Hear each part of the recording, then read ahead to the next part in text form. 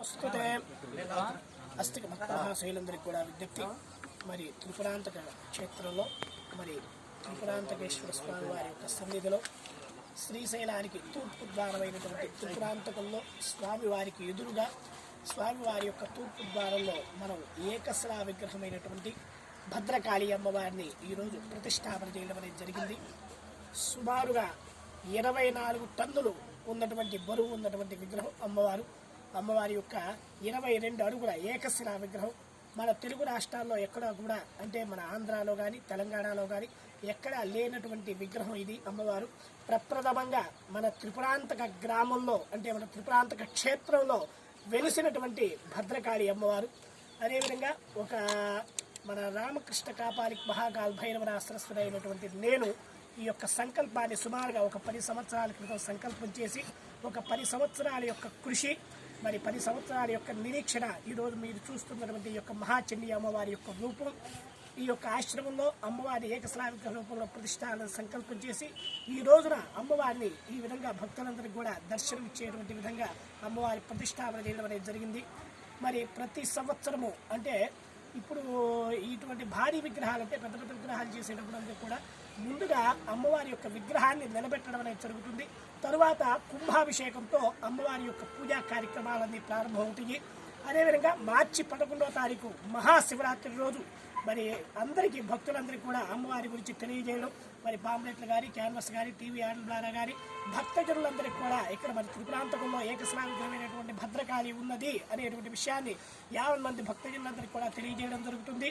అట్లానే మహాశివరాత్రి రోజున అమ్మవారికి కుంభాభిషేకంతో పూజా కార్యక్రమాలు ప్రారంభమవుతాయి.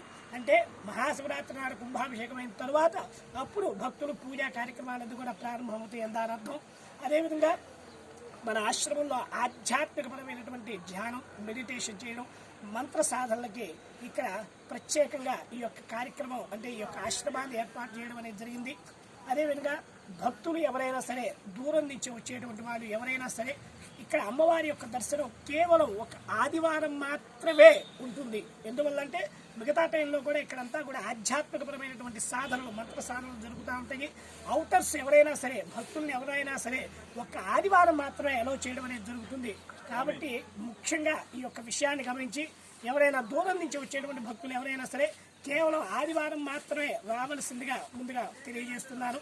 మరి త్రిపురాంతకంలో వెలసినటువంటి మహాశక్తి, అంటే త్రిపురాంతక భద్రకాళిగా వెలిసినటువంటి మహాశక్తి అమ్మవారు భద్రకాళి ఏకశిలా విగ్రహం.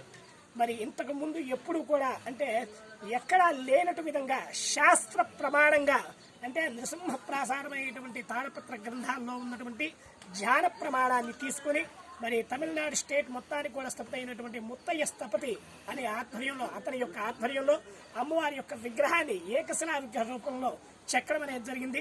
సుమారుగా ఈ యొక్క విగ్రహాన్ని మొదలుపెట్టి ఇప్పటికి 8 సంవత్సరాలు పూర్తయింది. ఇప్పుడు 9వ సంవత్సరంలో ఇక్కడ అమ్మవారిని ప్రతిష్ఠ చేయడం అనేది జరిగింది. మరి అద్భుతమైనటువంటి ప్రక్రియ, అంటే మనకి చేరువులో, మనకు అందుబాటులో, మనకి దగ్గరలో ఇటువంటి అమ్మవారిని దర్శించుకుంటాం అనేది పూర్వజన్మ సుకృతంగా భావించాలి అని నేను తెలియజేస్తున్నాను. ఎందుకంటే ఎక్కడెక్కడో వెళ్ళి ఎక్కడెక్కడో తిరిగి మనం చూడలేము. అటువంటిది మన ఊళ్ళో, మన గ్రామంలో, మన మధ్య ఇటువంటి భద్రకాళి అమ్మవారి యొక్క ఏకశిలా విగ్రహం ఉండటం అనేది ఒక విశేషంగా తెలియజేస్తున్నాను.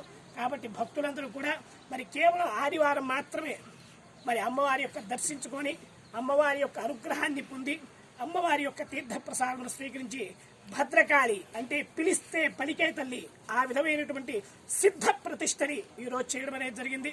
సుమారుగా 108 కేజీల పాదరసాన్ని, అదేవిధంగా 108 కేజీలు కలిగినటువంటి అద్భుతమైనటువంటి మహాశక్తి యంత్రాన్ని అమ్మవారి కింద ప్రతిష్టాపన చేయడం అనేది జరిగింది. కాబట్టి కోరిన కోర్కెలు తీర్చే కొంగు బంగారం, పిలిస్తే పలికే తల్లిగా త్రిపురాంతక భద్రకాళిగా నామకరణం చేయడం అనేది జరిగింది ఈరోజు. కాబట్టి అందరూ కూడా మరి త్రిపురాంతక భద్రకాళి అమ్మవారిని దర్శించి దేవి అనుగ్రహ పాత్రలై తరించగలరు. మాది గుంటూరు దశముఖ భద్రకాళి మహాతంత్రపీఠం మాది. నా పేరు రామకృష్ణ కాపాలిక్.